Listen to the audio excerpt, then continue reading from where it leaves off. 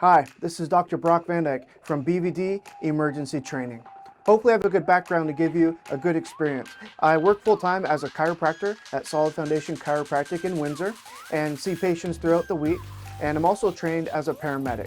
I've been teaching CPR and first aid for over 16 years, and I usually teach at the University of Windsor in the St. Denis Center.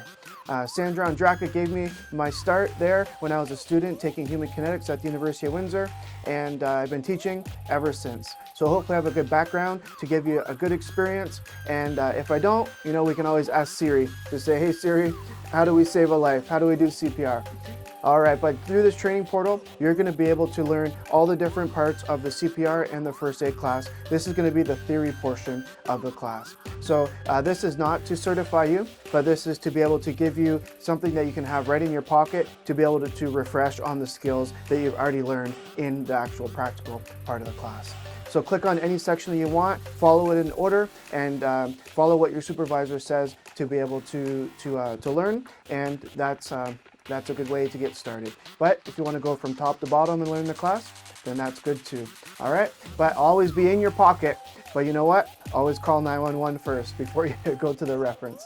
All right, here we go. Let's get started.